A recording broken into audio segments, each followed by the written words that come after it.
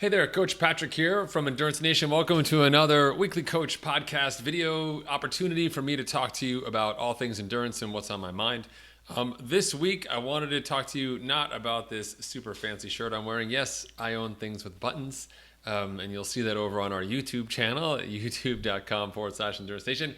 But I wanted to talk to you guys about in-season transitions, and specifically what it means when life kind of gets upended and you've got to reestablish your training, reestablish your routines, and how to best go about doing that.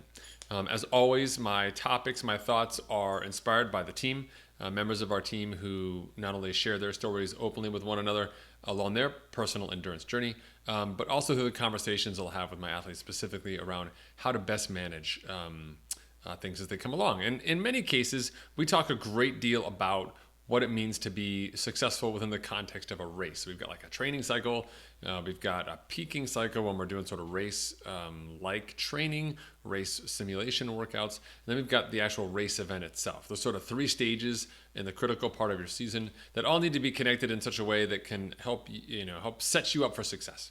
But along the way, life happens, right? Like we all live in the real world, even though we pretend to be superheroes running around in our triathlon and endurance kit. Those challenges within life can really throw a monkey wrench in your training. So the challenge that we had this week from one of our athletes was about a move. Right? So moving literally from one state to another and moving everything. And, what initially started out as a season with a goal of an Ironman event in September has now transitioned to a goal of an Ironman event in November. So, getting 2 more months of training simply because of the hole that was punched in for life. And I want to talk about in the context of helping you understand from my perspective as a coach, as your coach perhaps, about how I really want you to handle these challenges. So there's some challenges that are easy to take along the way. And, if you were to use examples, I would say this kind of a challenge that I'm talking about right now would be sort of like a crack in the road, right? So if you're riding along on your bicycle and you see like a crack in the pavement, etc., you can go over it. It's not a problem. It's a small change, right? Maybe it's a missed workout. Maybe it's a bad food day or bad food week. Maybe you just had to take some time off for personal reasons, whatever it may be. But it's just a little something. We can kind of keep on going. No issues. Generally condensed to something in the 2 to 3 day range in terms of impact on your training cycle.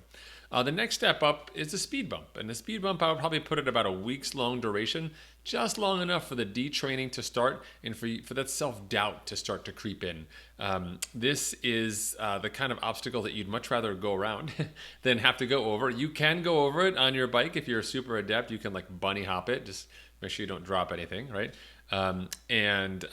With this case, these challenges deserve our attention because if it's something related to injury or training or a consequence thereof, it's something that we want to address because as we go on and get closer to our race, the training is only going to become more difficult, more challenging, and we want to be in a place where we can learn from their situation and become smarter and better for it. And so these speed bump like sort of 5 to 7 day issues are significant enough that they should become something that we prepare for and that we're ready to handle as we go forward, right?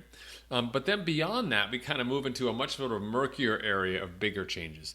And these bigger changes are either something like long-term health related, like discovering you've got that pain in your knee isn't just from hitting yourself with a rake while doing stuff over the weekend. It's actually like really, really bad arthritis, right? Or something that's a game changer for you to discover about your body.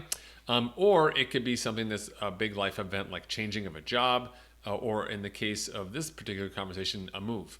And when those types of bigger items happen, it really punches a hole in your training and starts to force you to think about the long-term imbalance with the current short-term lifestyle that you like. So we love to be active. We love to be training. We've sort of base a lot of our sort of self-confidence, perhaps even self-worth over the activities and trainings that we can do.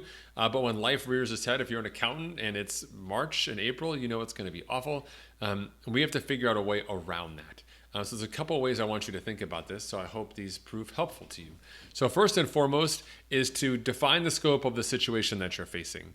So in the case of this conversation, a move is a pretty concrete experience. You have to identify when you're moving, right? The time to get there. Then you've got to back things out and figure out how long it's going to take you to move. And then you got to back things out from that and say, how do I need to prepare to move? So you kind of got 3 stages to it, right? And then on the flip side, once you've landed there, you've got to sort of unpack and then transition back into exercise. So all told, it's a pretty big hole in your training life, as it were. So first and foremost is figuring out that larger deadline piece. Like when are we aiming for? And that allows us to quantify the impact both on the front end and the back end of the situation. So similarly, if you had something like surgery, we know what the time to surgery is. We also know what the typical recovery time from surgery is. And we've got to capture both sides of those equations to give us a sense of what our timeline will be. And having that timeline is really important. People don't necessarily like to think about like, 2 months off. But 2 months off is really just 60 days. And every day is one less day than 60. And so we can start, once we define that endpoint, we can start to see progress towards that endpoint. And for me, that's really important. The second element of sort of this bigger lifestyle change is to sort out your racing season. Many of us benchmark our years by the events that we finish, right? Or that we compete in, whatever your goal may be. If you've got a goal already set for your season, and then you've got some kind of a macro level life event that happens, all of a sudden we've got a choice to make. Do we continue to push on even though we know we can't train for a set period of time, but this race is still here and in fact it's moving a little bit closer all the time? Or do we say, you know what, we're going to just step back from this and realize I'm not going to let that race control me. I control races, and you'll take advantage of a transfer program or something similar to move that race to a period of time where you'll have more opportunity to train.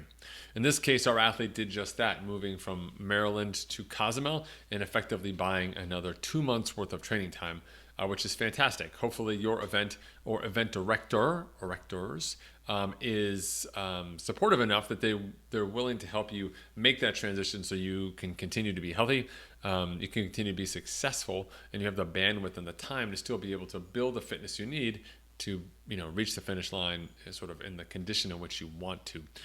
So the next part of it there for sure is kind of figuring that piece out. The third part for me is starting to look at alternate opportunities, right?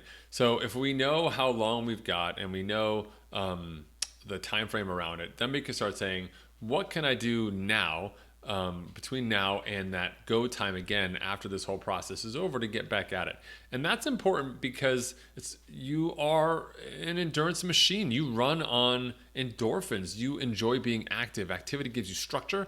And to take that structure away because of a particular situation or life event, and to not be able to bring it back in is really challenging. And it's challenging on an emotional level, even if you're not comfortable talking about it. And it's also challenging on a logistical level. Like you just look at your watch and say, oh, yep, like 4th day in a row, no workout, like life's crazy. And sometimes life just is crazy.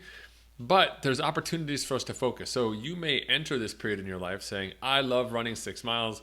Why would I ever run anything less than 6 miles? I'm a 6-mile runner or more, right? And then life conspires to throw a bunch of days at you when you've only got 40 minutes. You can't run 6 miles in 40 minutes. You can only run 4 miles, or maybe you can run 3 miles.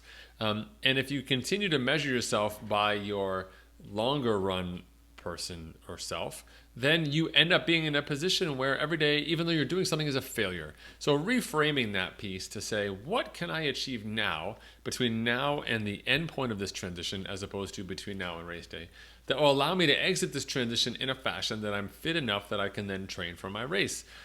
That's super important, and it's really critical because we want for you to stay in control of your training. We want you to be, as the author of your story for the year, the narrator who's in charge. You may not know all the answers, but you can certainly find the people who do. And the goal here is to make sure that you can continue using that discipline muscle, that focus that allows us to be consistent. Even a mile a day of running done consistently adds up. Hard to believe, but it does. And so we don't need epic workouts. We don't need awesome workouts all the time, but I do need consecutive workouts or blocks of workouts where we're doing a good amount of work. And so being able to identify opportunities for training despite these new constraints becomes really important. And then finally, the fourth piece for me is sort of being open-minded. You know, when life rears its head or injury rears its head, you are sort of at the whim of a schedule. You're at the whim of your body, and we don't know, like if today or next week, if things are going to go as planned. You may have said people were going to come and pick up stuff from Goodwill today, and you wait all day and they don't show up. So then tomorrow you want to go ride and they show up the next day and call you. You got to turn your bike around and go back.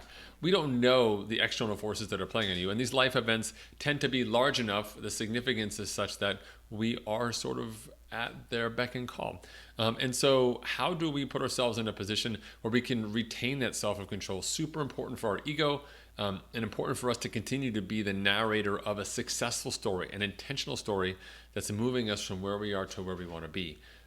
And that may require you to kind of break this process down into very discrete chunks so you can still retain that element of control and still be able to do all the things that you would normally do in a given day, but also add the management of this piece of the pie to this situation as well. For me, I think that's a really critical part because people will lose sight not only of what they need to do, but they'll lose sight of how they need to do it. And hopefully what I've conveyed to you today is a little sense of how we can work through defining the situation, identifying opportunities to train, and then finding a way to kind of hold ourselves continually accountable across that process is really, really important. At the end of the day, when you're in a big transition, friends, family, teammates, these are all important parts of who you are, and they should absolutely be a resource for you, even though you may not normally reach out to folks for a friendly hand or for some support. It does make a big difference. And for us, with this particular athlete in the takeaway, they moved to a place that's actually very tri-friendly, very social, and has been a total net positive. Even though the move itself was frustrating and challenging, now they're on the ground, they look back at their old home and say, oh my God, what were we thinking? Those people were crazy. This space is much more in alignment with where I want to be. And when you enter these periods of transition, you still have the wherewithal to choose the place where you end up, the place where you land. And it's really important to do that in a way that mirrors your goals and allows you to be set up for success. All right. So I want to thank you so much for tuning in. This is Coach Patrick from Endurance Nation with another coach video / podcast. If you liked it, I appreciate it if you'd share it with at least one person out there. If you are already on Facebook, head over to Facebook Live under the group section, search us up. You can join our group, catch up with our members, stay in touch, and learn more about what it means to be awesome and to reach your personal best with Endurance Nation. Thanks so much for tuning in, folks.